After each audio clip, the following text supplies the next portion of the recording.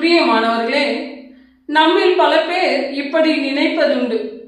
நான் யாருக்கும் எந்த கெட்டதும் செய்ததில்லை, எந்த ஒரு தீங்கையும் நினைத்ததில்லை, ஏழை எளிய ஜனங்களுக்கு நான் உதவி செய்கிறேன், என்னை தேடி வருபவர்களுக்கு என்னால் முயன்ற உதவியை செய்கிறேன் என்று. என்னை சுற்றி இருப்பவர்களும், என்னை அறிந்தவர்களும், என்னை பார்ப்பவர்களும் என்னை குறித்து நல்ல சாட்சி சொல்கிறார்கள். அதனால் நான் பரலோக ராஜ்யம் சென்று விடுவேன் என்று நாம் நினைத்து கொண்டு இருக்கிறோம். ஆனால் வேதாகமம் சொல்கிறது, நற்கிரிகைகள் செய்கிறதினால் பரலோக ராஜ்யம் செல்வதற்கு நாம் கொடுக்கக்கூடிய விலை இது இல்லை என்று சொல்லுகிறது. இது வழியும் இல்லை என்று சொல்லுகிறது.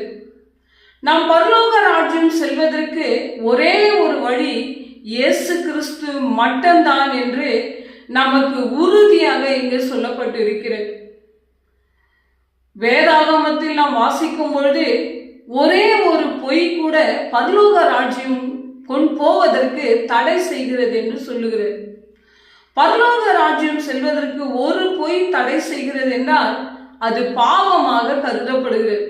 அப்படியானால் உதாரணமாக ஒரு மனிதன் நல்லவராகவும் இருந்து கொண்டு 99% அவர் வாழ்க்கையில நன்மையான காரியங்களை செய்து கொண்டு இருக்கிறார் என்றாலும் அவர் வாழ்நாளிலே ஒரே ஒரு பொய் அவரால் சொல்லி இருந்திருக்க முடியும்.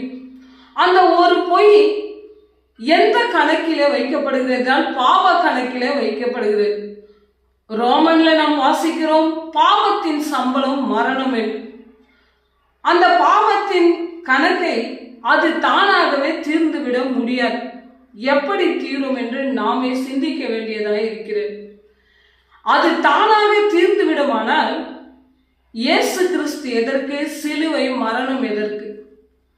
நீங்கள் கேட்கலாம், பின்னே நாம் நன்மையான காரியங்கள் செய்ய வேண்டிய அவசியம் இல்லையா என்று.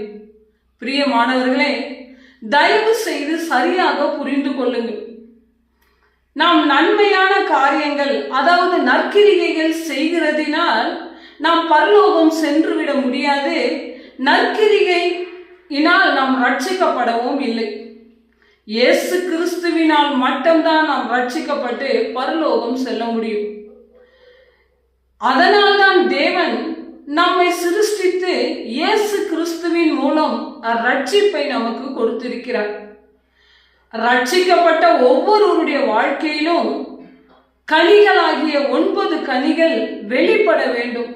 அந்த 9 கனிகளில் ஒன்றுதான் இந்த நற்கிரியை செய்யக்கூடியது. யாக்கோபு 2:26 கிரியை இல்லாத விசுவாசம் செத்ததற்கு சமம் என்று சொல்லப்படுகிறது. கிரியை என்பது உயிரோடு இருப்பவர்கள் தான் தன்னை அசைக்க முடியும், செயல்பட முடியும். மரித்து போனவர்களால் அதை செய்ய முடியாது. அப்படியானால் நாம் பாவத்திலே மரித்து இருந்த பொழுது நம்மால் நற்கிரிகைகள் செய்திருக்க முடியாது என்பதை இங்கே வலியுறுத்துகிறது. இயேசு கிறிஸ்துவுக்குள் நாம் நீதியிலே பிழைத்ததினால்தான் நற்கிரிகைகள் நாம் செய்வதற்காக அழைக்கப்பட்டிருக்கிறோம். பிரியமானவர்களே, இயேசு கிறிஸ்துவின் கிருபையினால் தான் நாம் ரட்சிக்கப்பட்டிருக்கிறோம்.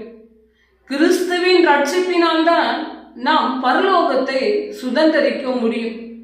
ஒரு நாளும் எந்த கனிகளை செய்வதினாலும், நற்கிரிகைகள் செய்வதினாலும் இயேசு கிறிஸ்து இல்லாமல் ஒருவர் கூட பரலோகம் ராஜ்யம் செல்ல முடியாது என்பதுதான் இங்கே உறுதி.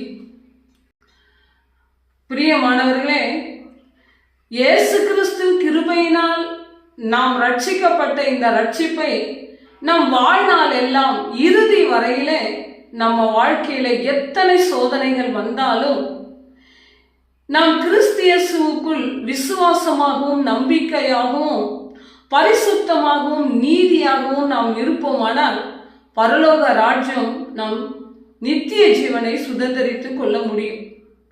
ஆதலால் நீங்கள் எப்பொழுதுமே மற்றவர்கள் சொல்வதை நினைத்தோ, இல்லை நீங்கள் சரியாக உங்களை நிதானிக்க முடியாமலோ, நான் நன்மையான காரியங்கள், நற்கிரியைகள், கனிகளை கொடுக்கிறேன் என்று நினைத்து கொண்டு கிறிஸ்து இல்லாமல் பரலோகம் செல்ல முடியாது என்பதை சரியாக புரிந்து கொள்ளுங்கள், ஏமாந்து விடாதீர்கள்.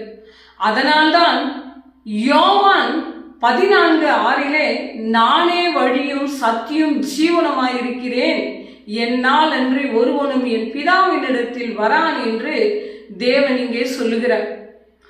நாம் தேவனிடத்தில் செல்ல வேண்டுமானால் இயேசு கிறிஸ்துவின் மூலம் ரட்சிப்பை பெற வேண்டும். ரட்சிப்பை பெற்றவர்கள் அதை இறுதி வரையிலே விசுவாசத்திலும் நம்பிக்கையிலும் நீதியிலும் பரிசுத்தத்திலும் நாம் பாதுகாத்து கொள்ள வேண்டும். அதனால் ஏமாந்து போகாமல் எச்சரிக்கையாக இருங்கள். ஆண்டவர் தான் இந்த வார்த்தைகளை எல்லாம் ஆசீர்வதிப்பாராக. இந்த வார்த்தை உங்களுக்கு ஆசீர்வாதமாக இருக்குமானால் மற்றவர்களுக்கும் இதை ஷேர் பண்ணுங்கள்.